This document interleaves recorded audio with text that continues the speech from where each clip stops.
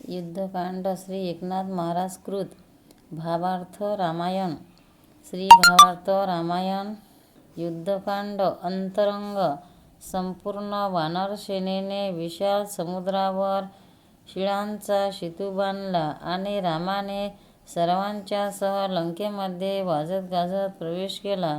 सारी वानरसेना आनंदात होती, परंतु इकडे लंकेतील लोक सैनिक रावण घाबरले होते.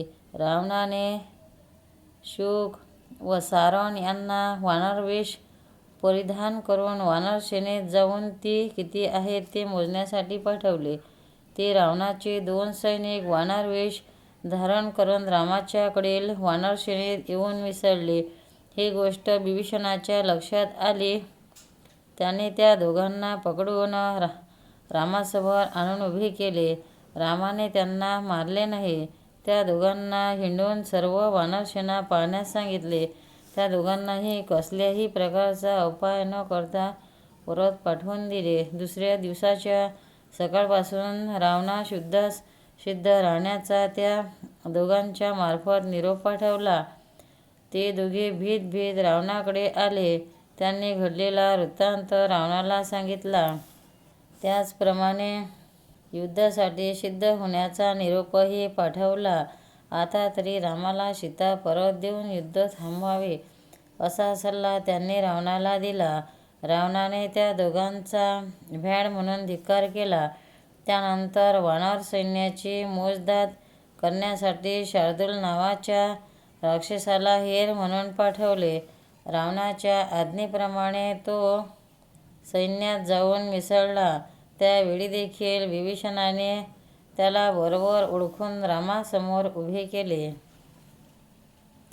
त्यालाही न मारता सर्व सैन्य दाखवून रावणाकडे परत पाठवले. तो भयभीत होऊन रावणाकडे आला आणि युद्ध करू नये असा सल्ला रावणाला दिला. शार्दूलाने वानरसेनेचे वर्णन केले होते, तरी आपण समक्ष पाहावे म्हणून रावणाने आपल्या प्रासादाच्या गोपुरावर चढून सैन्याचे निरीक्षण केले. वानर सैन्य सागरासारखे पसरलेले होते. ते पाहून रावणही मनात घाबरला. त्याने खाली वाकून पाहिले तर दाहीही मस्तकांवरील छत्रांची छाया खाली पडली होती.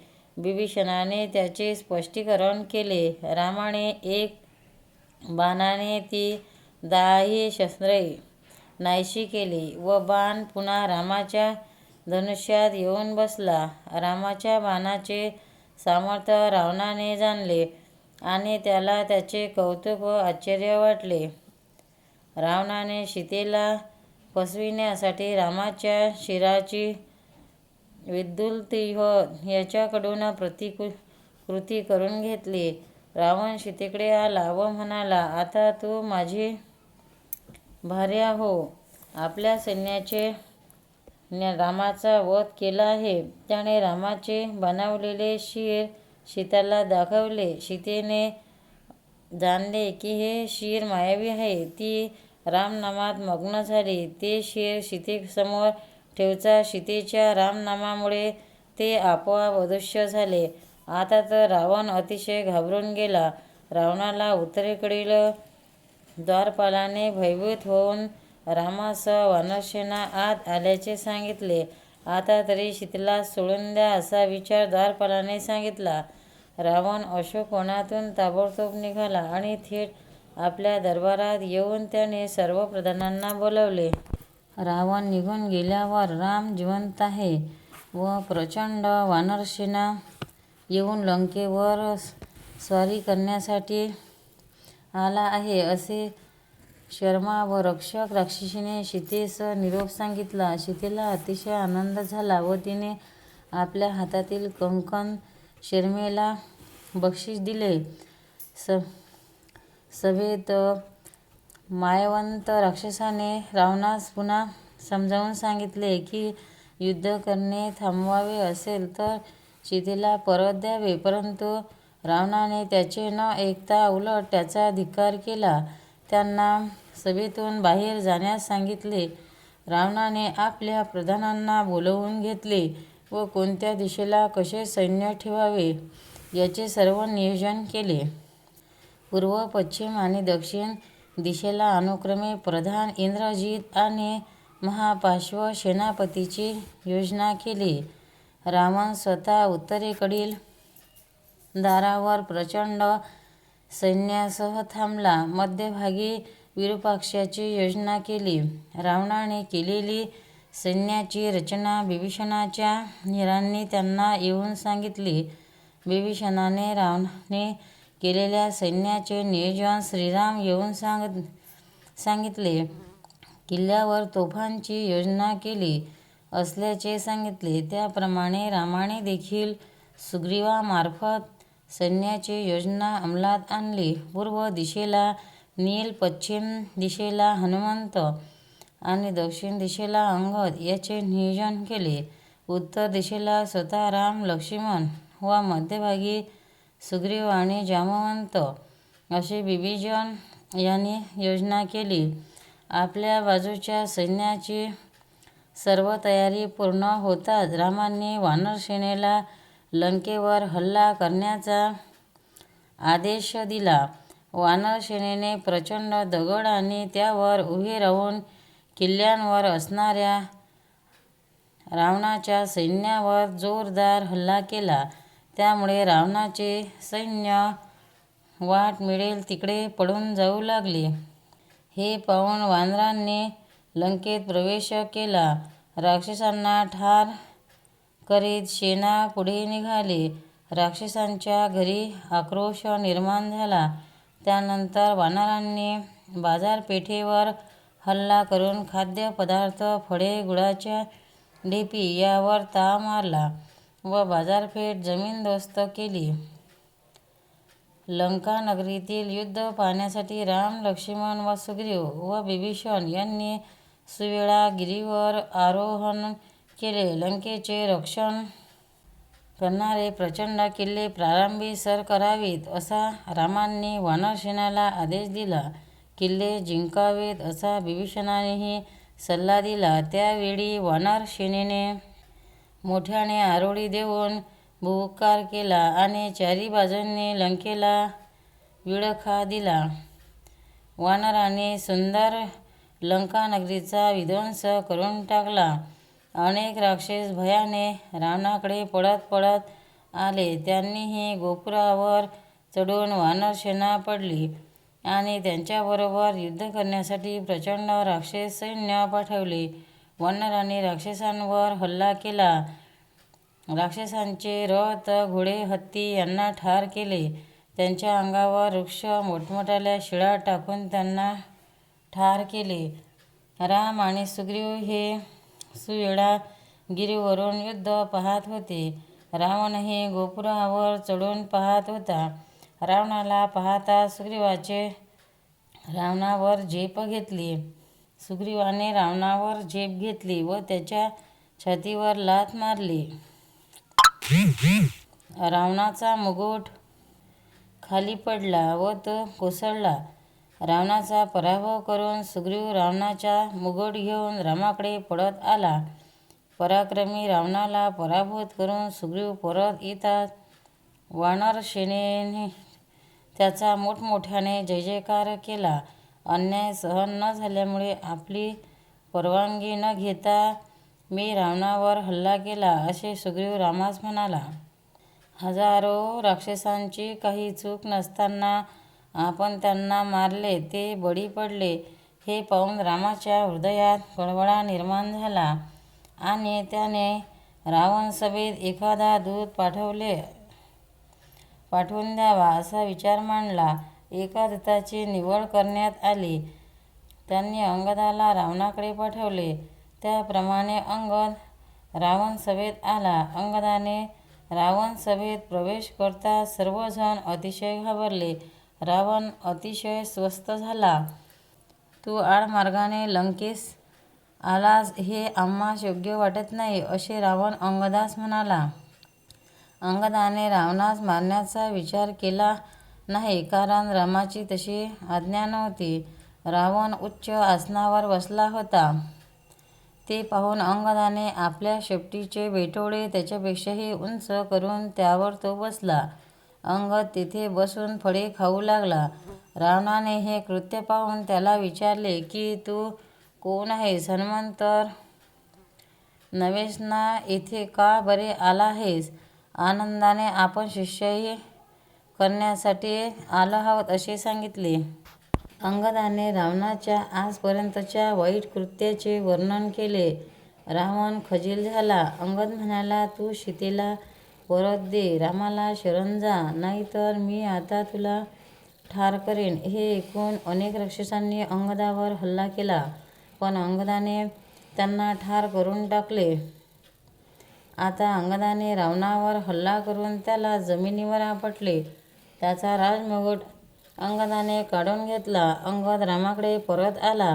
रावणाला समजून सांगून देखील तो काहीच ऐकण्यास तयार नाही असे अंगदाने स्पष्ट केले.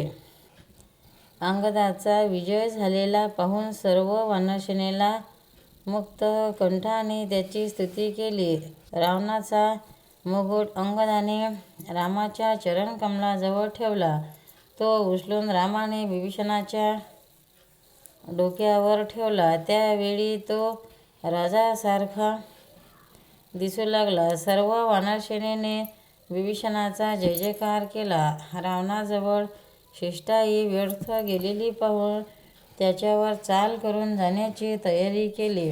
नळ, नील, सुग्रीव इत्यादी प्रमुख वानरवीरांना आपले सैन्य सज्ज करून जाण्यास सांगितले.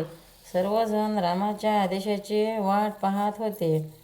रामाने आदेश देताच लंकेमध्ये युद्धास सुरुवात झाली. इंद्रजित आणि अंगद यांच्या युद्धाला सुरुवात झाली. इंद्रजिताचा पराभव झाल्याने तो अपमानित झाला. त्याने निर्दिष्ट वानरावर शरबंद प्रयोग केला. त्यामुळे वानर एकाएकी आंधळे झाले. रामानेही बाण मारून शरवृष्टी केली.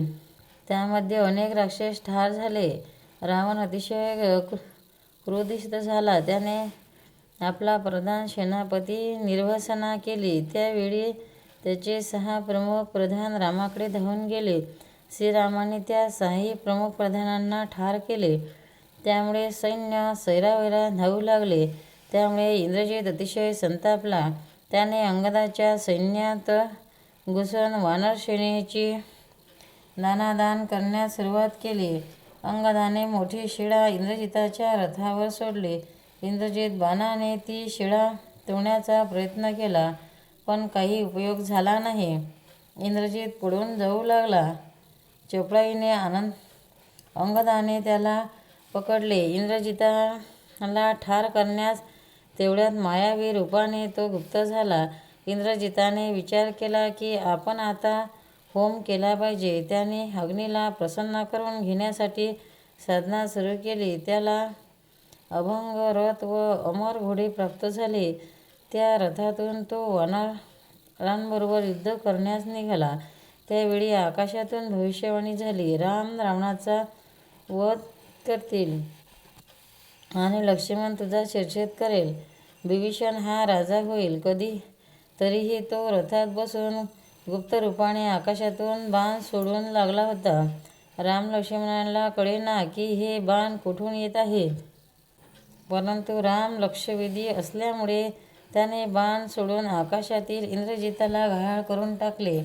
त्याचे धनुष्य तोडून टाकले. इंद्रजिताने तरीही बाणाची वृष्टी चालूच ठेवली. ते सर्वही बाण रामाने तोडून टाकले. इंद्रजिताने आडून शरसंधान करून राम लक्ष्मणास मूर्छित केले. हे पाहून इंद्रजिताला अतिशय अभिमानाने लंकेमध्ये प्रवेश केला.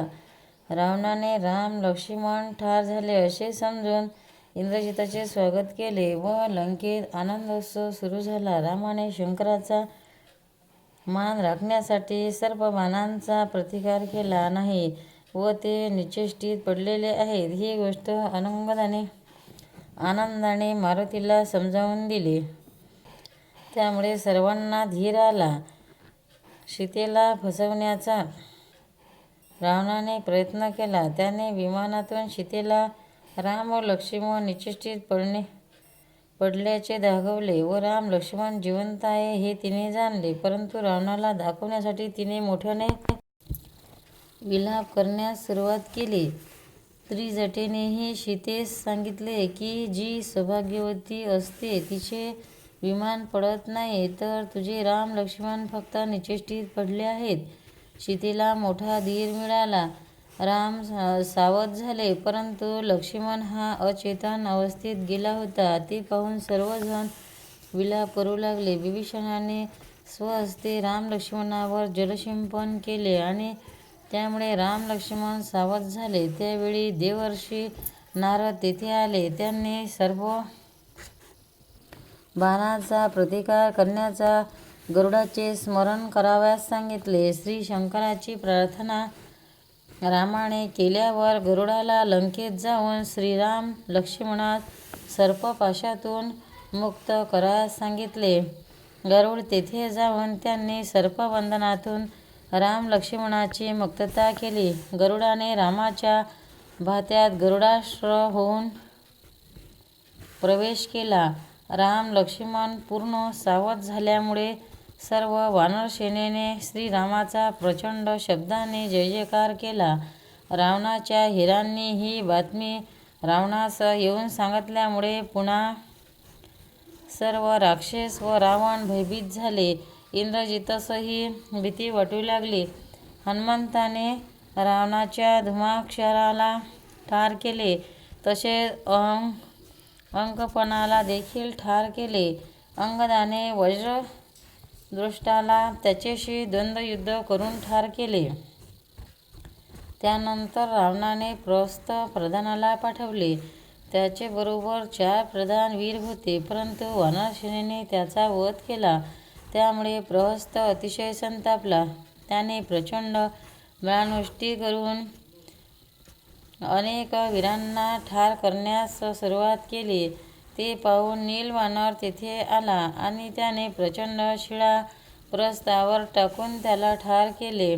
त्यामुळे राक्षसांची पळापळ सुरू झाली. सर्व वानरसेनेने नीलाचा मोठ्याने जयजयकार केला. प्रहस्त ठार झालेला ऐकून रावणाला अतिशय दुःख झाले. रावणाने ठरविले की आपण स्वतःच आता युद्धाला सामोरे गेले पाहिजे. त्याने आपल्याबरोबर अनेक वीरांना बरोबर घेऊन युद्धास सुरुवात केली. अनेक वानरांना ठार केले. सुग्रीव रावणावर चाल करून गेला. सुग्रीवाने एक प्रचंड शिळा रावणावर सोडली.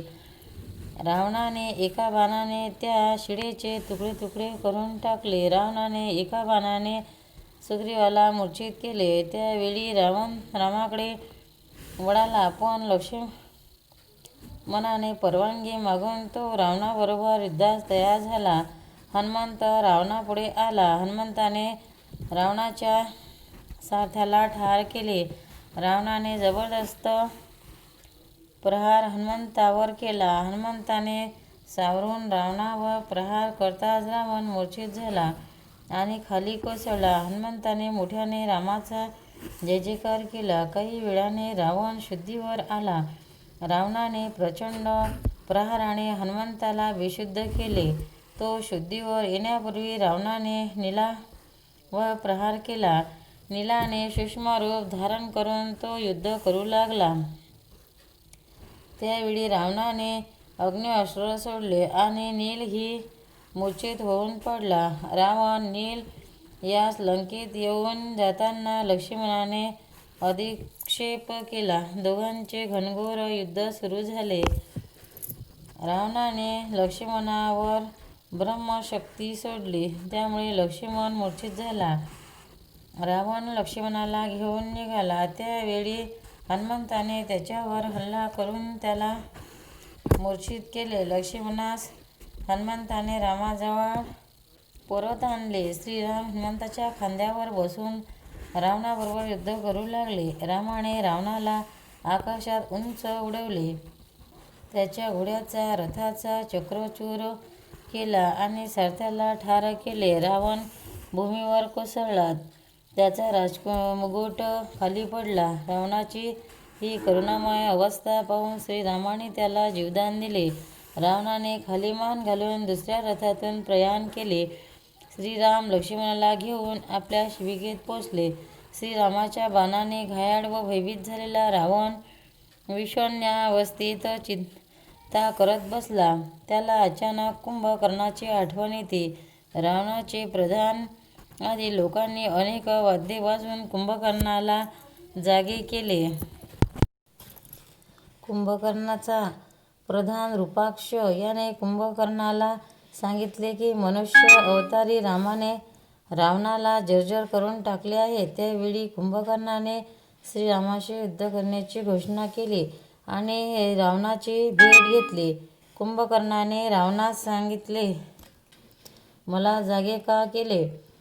रावणाने झालेला सारा वृत्तांत सांगितला. कुंभकर्णाने देखील रामाची सीता परत करावी, नाहीतर सर्वनाश होईल, असे भाकीत रावणासमोर प्रकट केले.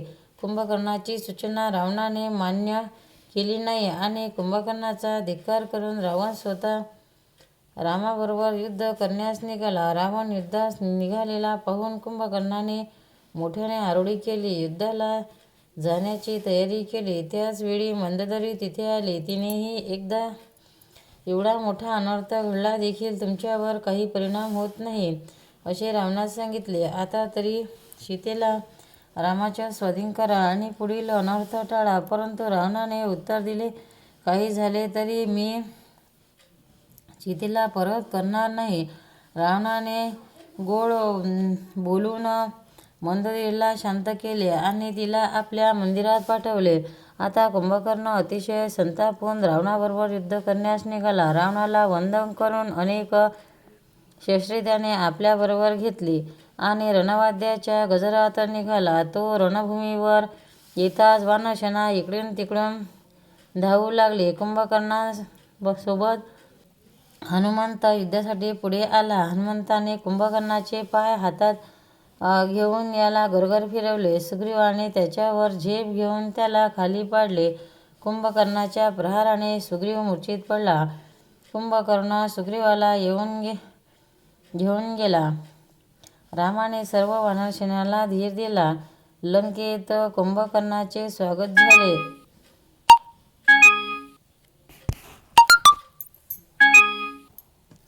त्याच्या पत्नीने त्याच्या मस्तकावर अक्षता टाकताना त्या चुकून सुग्रीवाच्या मस्तकावर पडल्या. त्यामुळे सुग्रीव शुद्धीवर आला. त्याने कुंभकर्णाचे कान व नाक उपटले आणि तो उड्डाण करून आपल्या वानरसेनेत परत आला. त्यामुळे सर्व वानरसेनेला आनंद झाला.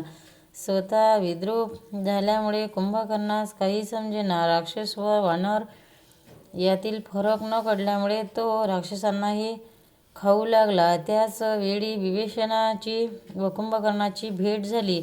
दोघांनी एकमेकाला दृढ लिंगन दिले आणि वार्तालाप झाला. कुंभकर्णाने रामनामाचा महिमा गायला आणि विभीषणाला वंदन करून पुन्हा तो वानरसेनेबरोबर युद्धास निघाला. कुंभकर्ण सैन्यावर चाल करू लागताच लक्ष्मणाने त्याच्यावर अनेक बाण सोडले, पण कुंभकर्णावर त्याचा काही परिणाम झाला नाही. पुन्हा रामाने बाणाने एक हात तोडला, नंतर दुसरा हात तोडला. दोन्ही पाय तोडले तरी धड येऊन युद्ध करू लागले. शेवटी मस्तकही तोडले तरी कुंभकर्णाचा प्राण जाईना. त्यावेळी कुंभकर्णाने रामास सांगितले की जोपर्यंत शत्रू याला पाठ दाखवीत नाही तोपर्यंत याचा प्राण जाणार नाही. श्रीराम ते तर सूर्यवंशी, ते युद्धात कधी कोणाला पाठ दाखवीत नव्हते. अशा वेळी मोठा प्रश्न निर्माण झाला. रामाची पाठ पाहिल्याशिवाय कुंभकर्ण मृत्यू पावणार नव्हता, कारण शंकराचा त्याला तसा वर होता. अशा वेळी हनुमंत युक्ती केली. आपली शेपटी रामाच्या पाठीला लावली. काय झाले पाहण्यासाठी श्रीराम मागे फिरले. त्यावेळी कुंभकर्णाची पाठ दिसली आणि तो मृत्युमुखी पडला. महाबलाढ्य महापराक्रमी कुंभकर्णाचा वध झाल्यामुळे सर्व वानरसेनेने आनंद उत्सव साजरा केला. श्रीरामाचा जय जयकार केला. रामाने जाणले की हे काम मारुतीमुळे झाले. त्यामुळे श्रीरामाने मारुतीस प्रेमाने दृढ लिंगन दिले. इकडे युद्धात कुंभकर्णाचा वध झाल्यामुळे बाकीचे राक्षस पडून गेले. रावणाला ही बातमी समजताच तो शोक करू लागला. रावणाचा शोक पाहून त्याचा पुत्र त्रिशिरा याने रावणाचे सांत्वन केले. त्रिशिरा देवांतक व नरांतक पुत्रांनी युद्धास जाण्याची तयारी दर्शविली. रावणाने मोठ्या उत्साहाने त्याचा सत्कार केला आणि त्याच्याबरोबर महोदय व महापार्श्व यांना पाठवले. अनेक राक्षस त्यांच्याबरोबर युद्धास गेले. पुन्हा युद्धास सुरुवात झाली. अंगदाने नरांतकाचा वध केला. रावण पुत्राने अंगदाबरोबर युद्धास सुरुवात केली. अंगदाने देवांतकाला ठार केले आणि नील याने तर महोदराचा वध केला. त्रिशिरा संतापला. त्याने हनुमंतावर चाल केली. हनुमंताने त्याचा शिरच्छेद केला. त्यानंतर महापार्श्व गदा घेऊन आल्यावर ऋषभ वानराने त्याच्यावर गर्देने त्याचा वध केला. अतिकाळ व लक्ष्मणाने युद्ध सुरू झाले आणि लक्ष्मणाने त्याचे शिर उडवले. कार्याचा शिरछेदन झाल्याची बातमी रावणाच्या कानी पडताच तो मोठमोठ्याने विलाप करू लागला. त्यावेळी इंद्रजिताने येऊन रावणास आधार दिला. इंद्रजिताने युद्धाची घोषणा केली. कपटाने युद्ध करणे हा इंद्रजिताचा स्वभाव होता. इंद्रजिताने होम हवनास सुरुवात केली. होम परिपूर्ण झाल्यानंतर इंद्रजिताला अग्नीचे ब्रह्म वरदान व अदृश्य असा रथ मिळाला. इंद्रजित त्या रथावर आरूढ होऊन वानर सैनिकांवर बाणांचा वर्षाव करू लागला. त्यानंतर इंद्रजित राम लक्ष्मणाकडे वळला. ब्रह्मवरदानाचे बाण इंद्रजिताने सोडवल्यामुळे राम लक्ष्मण प्रतिकार न करता तसेच निश्चेष्टित पडून राहिले. इंद्रजित विजयाच्या अभिमानाने लंकेमध्ये गर्वाने आला. शरसंधानात पडलेली सर्व वानरसेना ही रामस्मरणाने जिवंत झाली. राम लक्ष्मणाला सावध करण्यासाठी जामवंताने मारुतीला दिव्य औषधी आणण्यासाठी द्रोणांदी पर्वतावर पाठवले. द्रोणांदी पर्वतावर हनुमंत उड्डाण करून गेले, परंतु नेमकी दिव्य औषधी सापडेना. म्हणून हनुमंताने द्रोणांदी पर्वत उचलून आणला.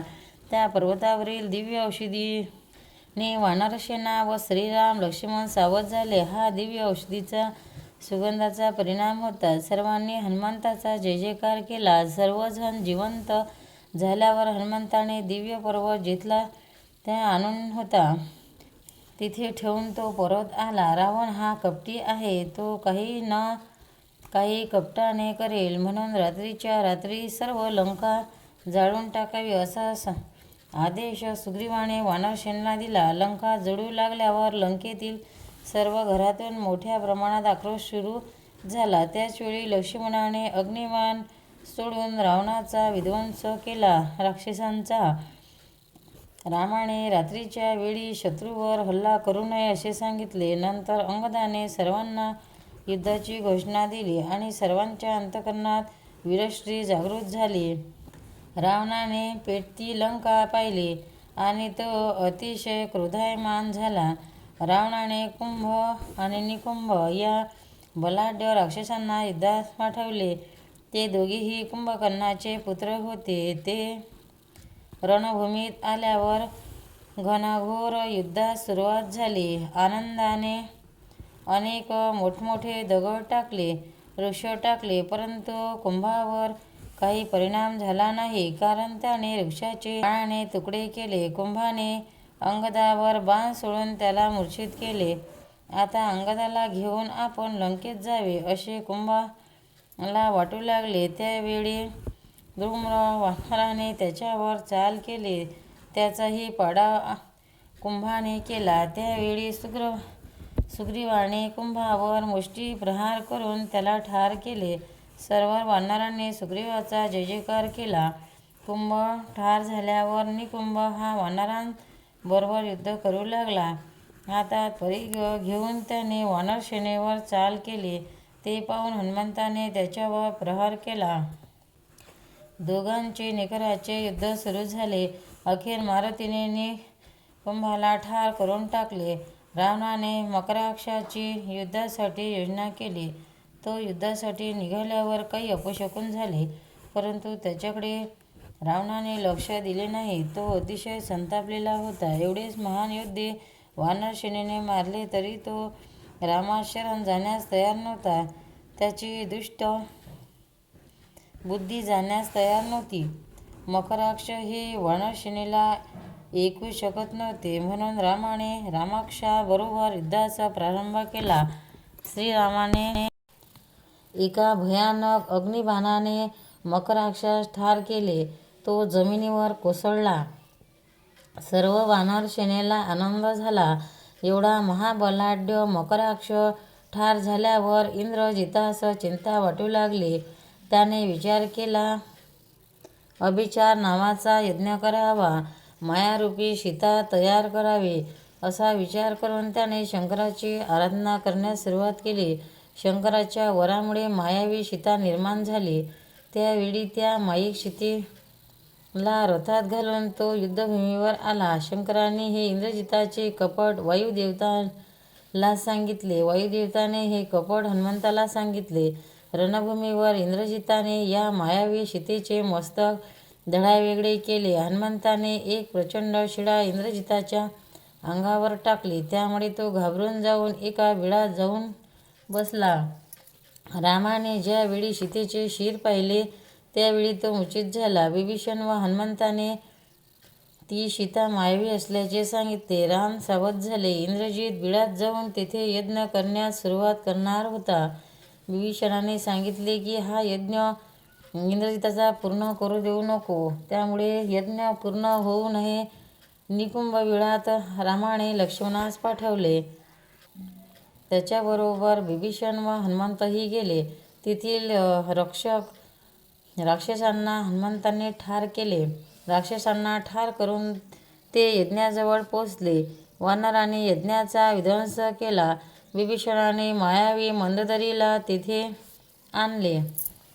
मंदोदरीचा विलाप इंद्रजितास दाखवला. इंद्रजित ध्यानस्थ होता. यज्ञातून रथ येऊ लागला होता. हनुमंताने तो रथ यज्ञकुंडात दाबला आणि जमिनीच्या खाली खोलवर नेऊन टाकला. इंद्रजिताने यज्ञाजवळ विभीषणास पाहिले आणि तो अतिशय संतापला. त्यावेळी इंद्रजित आणि लक्ष्मणाचे तुंबळ युद्ध सुरू झाले. लक्ष्मणाच्या बाणाने घायल होऊन इंद्रजित मूर्छित होऊन पडला. थोड्या वेळाने इंद्रजित सावध झाला आणि पुन्हा युद्धास सुरुवात केली. इंद्रजित मायावी शक्तीचा वापर करू लागला, परंतु हनुमंताने ती मायावी शक्ती नाहीशी केली. लक्ष्मण व इंद्रजित यांच्या युद्धात सुरुवात झाली. लक्ष्मणाने आपल्या बाणाने इंद्रजिताचे दोन्ही हात तोडले, तरीही तोंड पसरून लक्ष्मणास गिळण्यासाठी इंद्रजित धावला. त्यावेळी लक्ष्मणाने त्याचे शिरही तोडून टाकले. इंद्रजित ठार झाला. लक्ष्मण हा महान पराक्रम पाहून सर्व वानरसेना आनंदाने नाचू लागली. इकडे लंकेमध्ये इंद्रजिताची पत्नी सुलोचना ध्यानमग्न असताना लक्ष्मणाने तोडलेला इंद्रजिताचा हात तिच्यासमोर येऊन पडला. ती महान पतिव्रता होती. ती मोठमोठ्याने आक्रोश करू लागली. पतिव्रता सुलोचनाने इंद्रजितांबरोबर सती जाण्याची तयारी केली. इंद्रजिताच्या अग्निकुंडात उडी टाकावी, ती सती गेली. रावण अतिशय दुःखी झाला. त्याला वाटले आपण श्रीरामास मारू, या इच्छेने तो रणांगणात आला.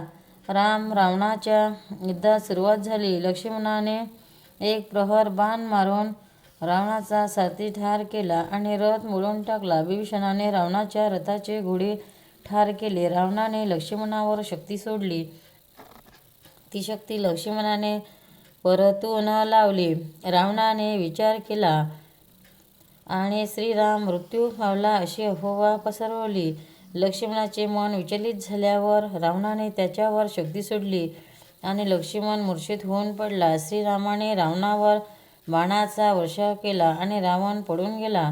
लक्ष्मणाला लागलेली शक्ती राम काढू लागले, परंतु तरीही लक्ष्मण सावध होईना. शेवटी ती शक्ती काढली.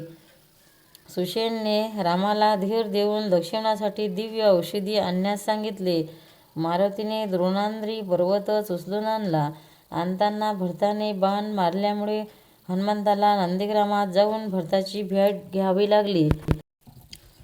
दिव्य औषधीमुळे लक्ष्मण जागा झाला तरी देखील रावणाचा अहंकार कमी होत नव्हता. त्याने अति व महिरावणावर बोलावले.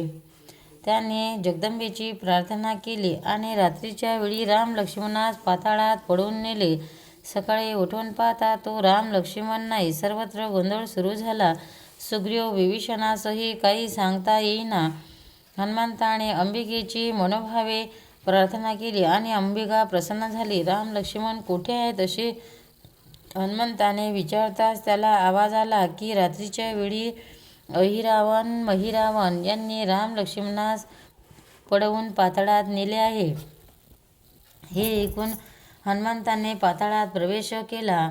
अहिरावण आणि महिरावण यांनी मकरध्वजाच्या पहारात अगदी बंदोबस्तात श्रीराम लक्ष्मणास ठेवले होते. तेथील पहारेकऱ्यांना ठार करून हनुमंत आत आला. त्यावेळी मकरध्वज पहारा करीत होता. हनुमंताची आणि मकरध्वजाची लढाई सुरू झाली, परंतु मकरध्वजाचा पराजय होईना. हनुमंताने मकरध्वजास विचारले, तू कोण आहेस? त्यावेळी मकरध्वज म्हणाला, मी वायुपुत्र हनुमंताचा पुत्र आहे. अहिरावण आणि महिरावण यांनी मला आता रक्षक म्हणून नेमले आहे. हनुमंताला क्षणभर काही कळेना. त्यावेळी मकरध्वजाने आईची प्रार्थना केली. आईने सांगितले, लंका दहन करताना शेपटीस लागलेली आग होती ती समुद्रात विझवताना मारुतीच्या शरीरातून घामाचा एक बिंदू पडला. तो आपण समुद्रात मगर असताना गिळला. त्यामुळे तुला एक जन्म झाला. मगरीच्या रूपात असल्यामुळे तुला मकरध्वज असे नाम प्राप्त झाले. आज तुझ्यासमोर साक्षात वडील उभे आहेत. आईचे हे कथन ऐकून मकरध्वजाने हनुमंताला साष्टांग लोटांगण घातले. राम लक्ष्मणाची प्राप्ती तेथे होईल असे हनुमंताने विचारले. त्यावेळी मकरध्वजाने महीवर शक्तीची उपासना करत आहेत असे स्वतः येऊन शक्तीची आराधना केली व त्या जागी मारुतीची स्थापना केली. महीव तेथे येऊन देवी समजून पूजा करून नैवेद्य दाखवला. अनेक पदार्थ आणले, ते भक्षण केले. राम लक्ष्मणासाठी खाण्यासाठी पुढे आणून ठेवले. त्यावेळी हनुमंताने रामाची आज्ञा घेऊन महिरावणास ठार केले. हनुमंताने राम लक्ष्मणा खांद्यावर घेतले आणि रामाने अहिरावणावर दिव्य बाण सोडून त्याला ठार केले. सर्व राक्षस सैन्याचा संहार केला. नंतर मकरध्वजाला महिकावतीचे राज्य दिले, मंगल आशीर्वाद दिला आणि आपल्या वानरसेनेत आले. श्रीराम व लक्ष्मणास पाहून वानरसेना आनंदाने नाचू लागली. रावणाला दूताने ही बातमी सांगितली. रावण अतिशय दुःखी झाला. त्याने मंदोदरीला अशोकवनात जाऊन सीतेला समजावून सांगण्याची इच्छा प्रकट केली. मंदोदरी अशोकवनात सीतेजवळ आली. सीतेचे विचार ऐकून मंदोदरीची भावसमाधी लागली. रावणाने शंकराची आराधना केली. शंकराने त्याला यज्ञ करण्यास सांगितले. यज्ञ जर निर्विघ्नपणे पार पडला तर संपन्न झाला तर यज्ञातून रथ प्रगट होऊ शकेल असा दृष्टांत शंकराच्या कानावर प्राप्त झाला. ताबडतोब रावणाने कडेकोट बंदोबस्त यज्ञाला सुरुवात केली. आता रावणाचा वध केला पाहिजे असे रामाकडील सर्वच सैन्याला वाटू लागले. त्यामुळे रावण आता कोठे आहे हे शोधण्यासाठी रामाने दूत पाठवले. दूत गेले आणि त्यांनी सांगितले, रावण मोठा यज्ञ करत आहे. हे ऐकून विभीषणाने सांगितले की ताबडतोब लंका नगरी उद्ध्वस्त केली पाहिजे. त्याप्रमाणे वानरसेनाला आदेश मिळताच लंका नगरीत उद्ध्वस्त करण्यास सुरुवात झाली. रावण जेथे यज्ञ करत होता तेथे जाऊन यज्ञाची नासाडी केली. रावणाच्या मोहपाशामुळे सर्व वानर हे निर्दस्त झाले. हे पाहून हनुमंताने मोहपाशाचा नाश करून टाकला. रावणाचा यज्ञ मोडून टाकला. त्यामुळे रावण अतिशय उद्विग्न झाला. अंगदाने अति त्रास दिल्यावर मंदोदरीचा धावा रावणाने ऐकला. रावणाने एका मोठ्या अपघाताने अंगदास मूर्छित केले. हे पाहून हनुमंताने मोठ्याने मोठा अपघात करून रावणाला मूर्छित केले. रावण शुद्धीवर आल्यावर त्याने मंदोदरीचे सांत्वन केले आणि रामाबरोबर लढाई करण्यास तो सिद्ध झाला. रावणाची युद्धाची प्रतीक्षा ऐकून वानरसेनेला आनंद झाला, कारण वानरसेनेला रावणाबरोबर युद्ध करायचेच होते. रावणाने आपल्या सेनेस एकत्र केले, चतुरंग सैन्य सिद्ध केले. रणवाद्ये वाजवीत आणि शस्त्राचा खणखणाट करीत रावण हा युद्धासाठी रणभूमीवर निघाला.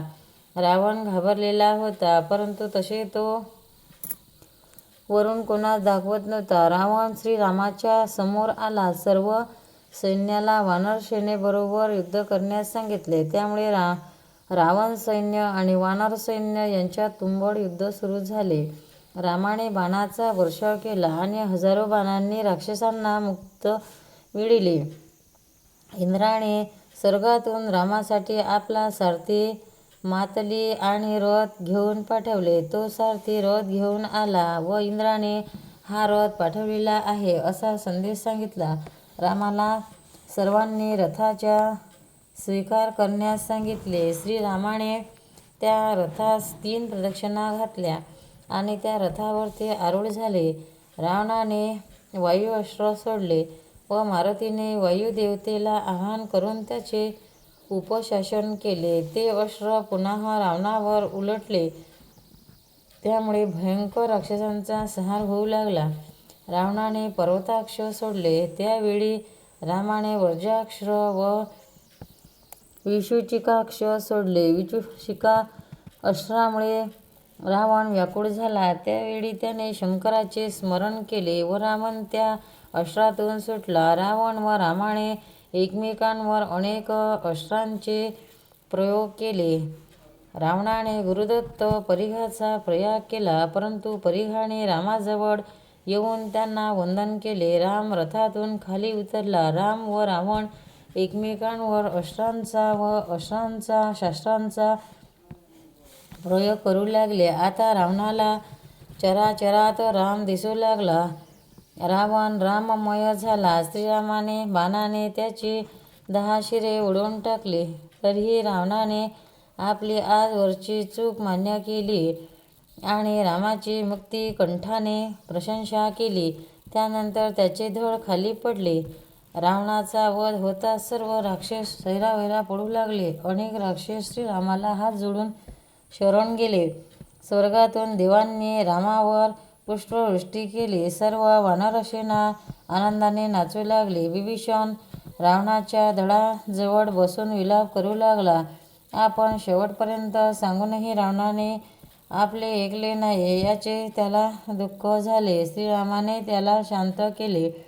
मंदोदरी शोकाकुल झाली. रामाने विभीषणास मंदोदरीचे सांत्वन करण्यास सांगितले. तिने रावणाबरोबर सती जाण्यास तयारी केली. श्रीराम विभीषण यांना प्रणाम करून तिने रावणाच्या चितेत उडी मारली. इंद्राने आपला दिव्य रथ व सारथी रामाकडे पाठविला होता. रामाने त्या सारथ्याचा केला. त्याने श्रीरामांना व सर्वांना प्रेम भावनेने वंदन केले. तो रथात बसून स्वर्गलोकी इंद्राकडे परत गेला. रामाने प्रथम सांगितल्याप्रमाणे विभीषणास लंकेच्या राज्यावर बसवण्यास लक्ष्मणास सांगितले. लक्ष्मणाने मंगलवाद्यांचा साथीत विभीषणाचा लंका नगरीत राज्याभिषेक केला. श्रीरामाला लंकेतील संपत्ती नको होती. राम सीतेला आणण्यासाठी लंकेला गेला होता. अभिषेक सोहळा संपन्न झाल्यावर विभीषणाने श्रीरामाच्या चरणकमलावर मस्तक ठेवले. श्रीरामांनी त्याला मंगलमय आशीर्वाद देऊन प्रेमाने दृढ लिंगन दिले. लंकेतील सर्व वृत्तांत अशोकवनात जाऊन सांगितला अशी हनुमंतास विभीषणाने विनंती केली. विभीषण व हनुमंत अशोकवनात सीतेला वंदन करण्यात आले. हनुमंताला पाहून सीतेच्या नयनकमलातून प्रेमाश्रूच्या धारा वाहू लागल्या. श्रीरामाकडे सीता निघाली. पाहता पाहता तो रामाजवळ येऊन पोचली. श्रीरामांनी दुसरीकडे तोंड फिरवले. सर्वजण आश्चर्यचकित झाले. श्रीरामांना सर्वांनी वंदन विनंती केली, पण श्रीराम ऐकण्यास तयार होईना. सीतेने अग्नीत प्रवेश करून आपले सतीत्व प्रगट करावे असे रामाने सांगितले. हनुमंताने यज्ञकुंड प्रज्वलित केले. त्यामध्ये श्रीरामाच्या नावाचा उच्चार करत सीतेने उडी मारली. अग्नी विझून गेला आणि सीता अग्नीप्रमाणे अतिशय तेजस्वी दिसू लागली. श्रीरामाने सांगितले की स्त्रियांचे 6 प्रकारचे दोष कसे असतात आणि सीतेचे पावित्र्य किती आहे हे तुम्हाला दाखवण्यासाठी तिला अग्नीत प्रवेश करायला सांगितले. सर्व देवदेवतांना देखील आनंद झाला. सर्वांनी राम सीतेवर आनंदाची पुष्पवृष्टी केली. श्रीरामाने देवदेवतांना वंदन केले आणि त्यांनी रामाला सांगितले की अयोध्येत जाऊन सुखाने राज्य करावे. श्रीरामाने सर्व मृत पावलेल्या वानरसेनेला जिवंत करण्याची इच्छा देवतांना केली. देवताने मृत पावलेल्या सर्व वानरांना जिवंत केले.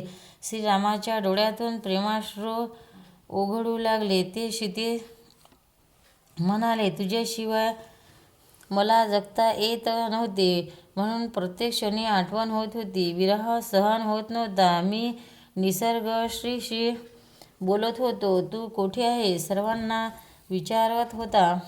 आता माझा वियोग संपला. सीतेच्या डोळ्यातूनही आनंदाश्रू वाहू लागले. श्रीरामाने सीताकडे जाऊन तिला प्रेमभावनेने दृढलिंगन दिले. हे दृश्य पाहून सर्वांना आनंद झाला. वानरसेना आनंदाने नाचू लागली. श्रीरामाने विभीषणाला राज्य अलंकार धारण केल्यास सांगितले. विभीषणास, तू लंकेचा राजा सदैव राहशील आणि तुझी जनता सुखी राहील, या मंगलमय आशीर्वाद दिला. श्रीरामाने अजूनही मुनिवेश धारण केला होता. भरताची भेट झाल्याशिवाय राज्य अलंकार घालू शकणार नाही असे रामाने सांगितले. भरताचे जेवढे प्रेम श्रीरामावर होते त्यापेक्षा जादा प्रेम श्रीरामाचे भरतावर होते. त्यामुळे रामाला भरत भेटीची ओढ लागली होती. त्रिजटेला राम दर्शनाची तीव्र इच्छा होती. विभीषणाने तिला बोलावले पाठवले. ती धावत पडत आली आणि श्रीरामाच्या चरणावर मस्तक ठेवले. विभीषणाने स्वतःस अयोध्येला येऊन जाण्याची रामास प्रार्थना केली. श्रीरामाने ती मान्य केली. रावण विभीषणाची माता कैकशीला श्रीराम भेटीची अति तीव्र इच्छा होती. श्रीरामाचा तिला बोलावून पाठवतात श्रीरामाच्या दर्शनाने तिला परम संतोष होतो. रावण, कुंभकर्ण याच्या दोषामुळे सर्वनाश झाला. सीता ही निमित्त मात्र होती. रामाने असे सांगून तिला आधार दिला. श्रीरामाने विश्वकर्म्याला सांगून पुष्पक विमान तयार करून घेतले. त्यामध्ये सीता, लक्ष्मण, विभीषण आणि प्रमुख 10 वानरसेनांची आणि स्वतः बसले.